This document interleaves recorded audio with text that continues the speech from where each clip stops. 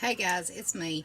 I've had a lot of questions about the dandelions and stuff that we fried the other night, so I promised some that I would do a video to show them how. I'm still in my home clothes. I'm not getting dressed up. I'm not going anywhere. My hair's a mess. Logan went out and picked this a while ago. It's pretty out today, so they're actually open. You'll notice like in the evenings and stuff, they'll close up and look like this. I want them open. That way I can make sure I get all the bugs and stuff out. I have a lukewarm bowl of water that I've put salt in just to kill the bugs. So I'm going to just start dropping them down in there. He picked the weeds also that come with it. So as I'm dropping them, you want to make sure that you get these out of your yard where pesticides and stuff isn't sprayed. Don't get them beside the road where it has all that nasty road stuff on it. So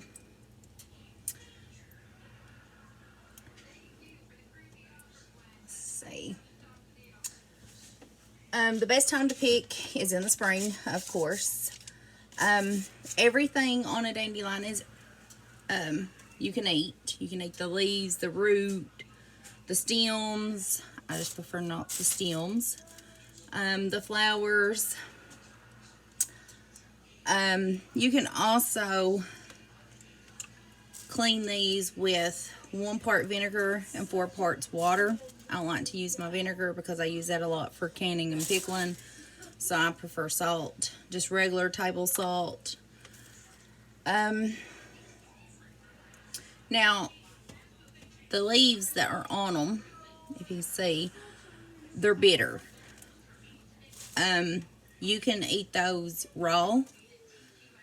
You can eat those in salads to add a little spark to it. Any bitter plant is really mainly for a digestive system that you find out there. That's something to just keep in mind. We eat sourweed all the time whenever we're out and we find it. I don't know the exact name of it. We just call it a sourweed. I'll have to show you in the video on that.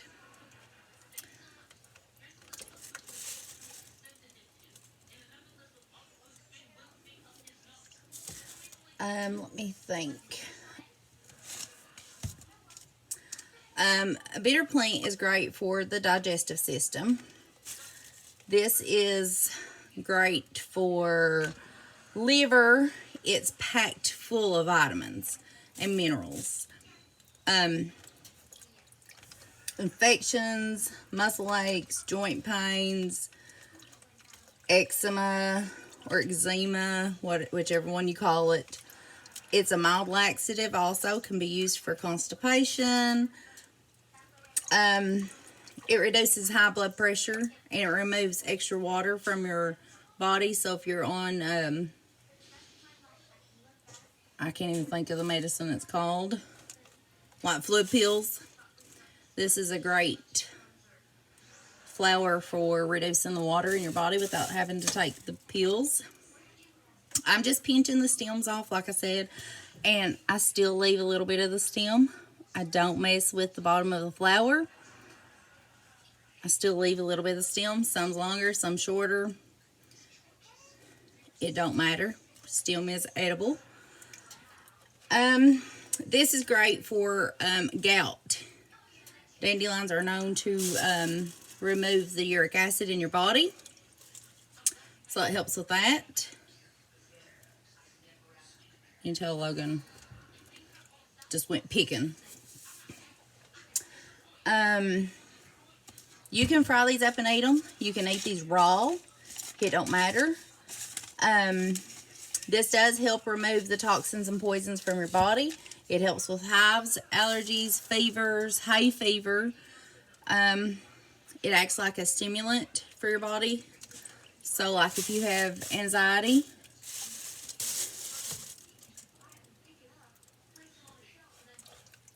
I was trying to think of what else. It helps with like a lukewarm tea, helps with upset stomach. It's been proven to help with insomnia if you can't sleep at night. So, I was trying to think of what else. The leaves are packed full of the vitamins. Every bit of this is packed full of vitamins and calcium, magnesium, iron, vitamin A and C. The best way to use this if you don't want to eat it in a salad or if you don't want to fry it up is a tea, a simple tea. I'm actually going to take some of the leaves and fry them up as well. A lot of people eat the leaves in salads. If you like green olives in a salad, that'd be alright. They are bitter. It's kind of like you start on it and it's good, kind of tastes like grass, and the more you chew, the worse it gets, kind of, or I think it does. So, we're just going to fry these up. But I'm going to tell you how to make the tea. You're going to steep 2 tablespoons of plant or root in 1 cup of boiling water, and you can drink that a half a cup to a cup per day for vitamins or for medicine, either one. You can drink it lukewarm or cold. It doesn't matter. That's how you make the tea. I know a lot of people's asking me about detoxion. That's like using it as medicine only. A lot of times we use it in tea because trying to take it as medicine, certain stuff just does not taste good. So I'm gonna let this soak, and because I want it to kill all the little bugs. If you do mushrooms, I let mine soak a couple days in the refrigerator if you find them wild in salt water.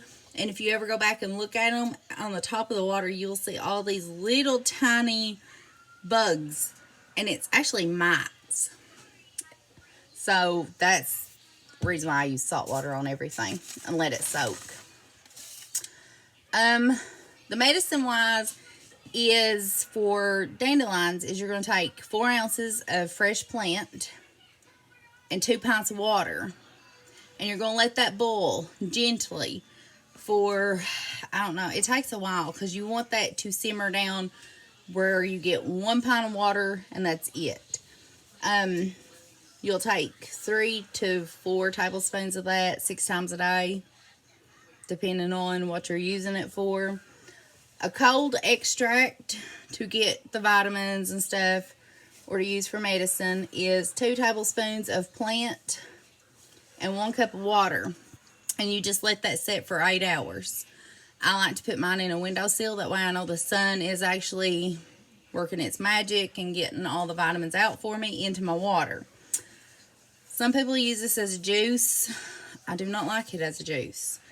A juice, you just basically put everything in a grinder and you grind it up and you just eat a spoonful. I don't like it as juice. A tonic. I make a lot of tonics. I'm not making a tonic with this because I made the Mullen tonic, which is more important to us right now, especially for allergies and respiratory. But a tonic is basically whatever flower or plant you are using. You will put it in the jar, and any alcohol that you have on hand that is 40% alcohol or above, you are going to mash it down in your jar and pour the alcohol over top of it and let it sit in a dark spot for 4 to 10 weeks, depending on what you're looking for. Then you're going to strain it out, and then you'll just drink the alcohol or take it by spoonfuls or however you prefer. But what time this is sitting, and I think I've went over pretty much everything, you're just going to take a skillet and you're going to heat up some oil. Not very hard to do. And then you're just going to take these and rinse these off. And you're going to roll them in either seasoned flour, or you can make a meal flour mixture like you would frying zucchini or something like that. And you're just going to roll them in your flour mixture. and you're going to pop them in that hot grease and let them sit. And I will do that in just a minute. I gotta go get my stuff ready.